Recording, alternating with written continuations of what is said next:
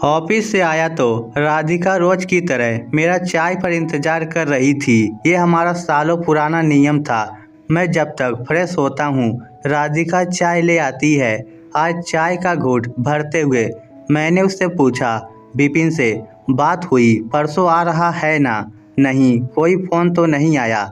अच्छा है, आ जाए सब, तुम्हारा दिल बहल जाएगा। उसने कोई जवाब नहीं दिया। मैं थोड़ा हैरान हुआ। आजकल वह अपनी प्रतिक्रिया जल्दी नहीं देती।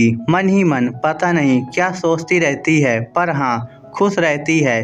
उसके चेहरे पर इस उम्र में भी एक चमक रहती है। सुंदर तो वह हमेशा ही लगती है, पर आजकल एक आभा उसके चेहरे पर। मैं उसे निहार रहा था और वह चाय पीने में मगन थी। सुंदर सी कॉटन की साड़ी, उस पर ढीला सा जूड़ा, माथे पर बड़ी सी बिंदी, एक हाथ में घड़ी, दूसरे हाथ में पिछले महीने ही खरीदा सोने का कंगन पहने वह बड़ी अच्छी लग रही थी। आजकल मैं उसे जितना सोचने लगा हूँ उतना तो मैंने जवानी में भी नहीं सोचा होगा उसके बारे में। उसने जैसे ही पूछा, आप क्या सोच रहे हैं? मेरा मोबाइल बज उठा। विपिन, हमारे बड़े बेटे का फ़ोन था। कह रहा था, पापा हम लोग परसों नहीं आ पाएंगे। मैं चौंका। क्यों, क्या हुआ? नीता को अपने भाई के घर जाना है, उसकी भतीजी का बर्थडे है, तो उसके बाद आ जाना। दिवाली की तो छुट्टियां होगी अभी, रिंकी के स्कूल का भी नुकसान नहीं होगा। नहीं पापा, उसके बाद ऊटी जाने का मन है नीता का। मैं फिर कुछ नहीं बोला। ठीक है, जैसी तुम्हारी मर्जी, कहकर मैंने उदास मन से फ़ोन बंद कर दिया। राधिका ने शायद बातचीत से अंदाजा लगा लिया था। उसने कुछ नहीं पूछा तो मैं हैरान हुआ। खुद ही बताया, विपिन नहीं आ रहा है। पहले अपने साले के यहाँ, फिर ऊटी जाना है उसे। ठीक है, कोई बात नहीं, कहकर राधिका ने आराम से अपनी चाय की आखिरी घूंट लेते हुए उठते हुए कहा, अब आप थोड़ा आराम कर लीजिए, मैं थोड़ा सैर करके आती हूँ। वह मेरे उत्तर की प्रतीक्षा किए बिना बहुत सहजता से मुस्कुराती हुई अपना रुमाल और घर की चाबी लेकर रोज की तरह चली गई और मैं हैरान सा बैठा रह गया। राधिका मेरी स्वर्गगुण संपन्न पत्नी क्या मुझसे अपने दिल का हाल भी नहीं शेयर करेगी? कितना दुख हुआ होगा उसे। बेटे बहू पोती के न आने का कैसे मन में ही रख लिया अपना दुख। बेचारी कितनी दुखी होगी। मन ही मन मैंने ऐसे ही उठकर चौथी मंजिल पर स्थित अपने फ्लैट की बालकनी से नीचे देखा। राधिका हंसती मुस्कुराती अपनी सहेलियों के साथ आगे बढ़ रही थी। बेचारी कैसे बनावटी हंसी हंस रही होगी। क्या यह बात सच है जो मैंने कहीं पढ़ी थी कि हर नारी संभवतः एक अच्छी अभिनेत्री होती है? मैं खुद ही इस बात पर मुस्कुरा दिया। मैंने रोज की तरह बेडरूम में लेटकर थोड़ी देर टीवी देखा, साथ साथ अपने विचारों में डूबता रहा। मेरे रिटायरमेंट में अभी 2 साल बचे हैं। हमारा बड़ा बेटा विपिन, उसकी पत्नी नीता और बेटी रिंकी पूना में रहते हैं। छोटा बेटा विनय अपनी पत्नी नेहा और बेटे शाश्वत के साथ बेंगलोर में कार्यरत है और हम दोनों पति पत्नी यहाँ मुंबई में। अपनी सुविधा अनुसार दोनों बेटे यहाँ आते रहते हैं, पर कुछ दिनों से देख रहा हूँ यहाँ आने में उनकी रुचि कम रह गई है। मैं हमेशा अपने काम में बहुत व्यस्त रहा हूँ, पर अब अक्सर राधिका के बारे में सोचने लगा हूँ। कैसे रहती होगी पूरा दिन, पर वह किसी बात की शिकायत क्यों नहीं करती? उस पर खुश भी दिखती है। आज उससे बैठकर बहुत सी बातें करूँगा, उसका दिल बहलाऊँगा, उसे बाहर डिनर पर ले जाऊँगा। मुझे अचानक उस पर बहुत प्यार आने लगा। इतने में डोरबेल बजी तो मैं लपक कर उठा। राधिका होगी। मैंने दरवाज़ा खोला, वही थी। रुमाल से अपना गला थपथपा रही थी।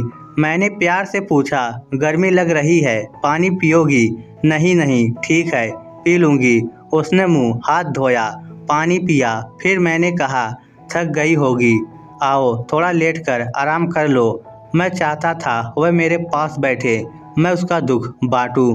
बच्चों की बेरुखी से दुखी उसका मन बहलाऊं। वह बेडरूम में आकर लेट गई, मैं भी वहीं लेट गया। मैंने उसका हाथ सहलाते हुए कहा, उदास हो राधिका? बोली क्यों? बच्चे नहीं आ रहे हैं ना?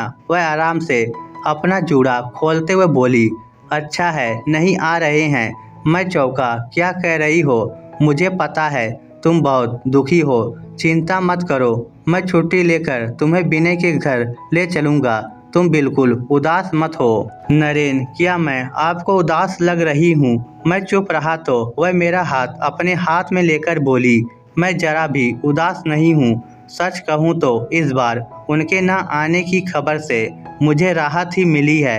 कमर दर्द के कारण अब ज़्यादा काम होता नहीं है और उन सब के आने से काम बहुत बढ़ जाता है और बहुएं तो मेहमानों की तरह ही आती हैं। मुझे लगा अब मुझे भी समझदार हो जाना चाहिए। उनसे क्या उम्मीद रखूं मैं? समझ गई हूँ उनकी दुनिया अलग है और हमारी अलग। अब इतना ही बहुत है कि हाल चाल मिलते रहे, वह जहाँ रहें खुश रहें, बस और क्या चाहिए। और अब यह जो हमारे जीवन की दूसरी पारी है मुझे काफ़ी हद तक अच्छी लग रही है। समय तो लगा है संभलने में, पर धीरे धीरे सब ठीक लग रहा है। मैंने भी लाइफ को नए सिरे से एंजॉय करना सीख लिया है। बहुत जी ली बच्चों के लिए, अब मैं अपने ढंग से जी रही हूँ। जो दिल चाहता है बनाती हूँ, खाती हूँ, घूमती हूँ और क्यों जाऊँ किसी बेटे के यहाँ उदास होकर जो मेरे जाते ही फिर नहीं जिम्मेदारियाँ मुझे सौंप कर बाहर घूमते फिरते हैं। अब मुझे रिश्तों के छलावे में नहीं पड़ना, भले ही वह मेरे अस्तित्व का हिस्सा हैं, पर अब उनकी अलग हस्ती है जिसमें हस्तक्षेप करने के बदले मैं अपने बचे हुए साल सिर्फ अपने लिए जीना चाहती हूँ। राधिका ने धारा परवाह अपनी बात कहकर मेरे सीने पर सिर रख दिया, फिर कहा, देर से ही सही पर अब वह पल तो मिले जिन्हें मैं अब तक ढूंढ रही थी। मेरा मन भर सा आया, मैं भावुक हो गया और प्यार से उसके बाल सहलाने लगा। अपनी भावनाओं पर नियंत्रण रखकर उन्हें सही दिशा देकर दूसरी पारी को खुशी खुशी जीने का राधिका का यह तरीका ठीक ही तो है। राधिका ने फिर कहा, बच्चे अपनी फैमिली में सेट हैं और मैं आपके साथ फिर किस बात पर दुखी रहूं।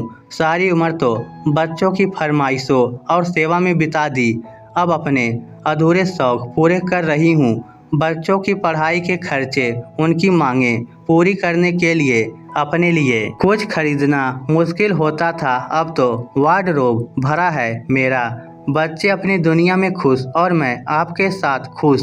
मैंने राधिका को हैरानी से देखा, वह खुलकर मुस्कुरा रही थी, एकदम सरल सहज सी मुस्कान, कहीं कोई शिकायत कोई क्षोभ नहीं, पूरी तरह संतोष और पारदर्शिता झलक रही थी उसकी बात में।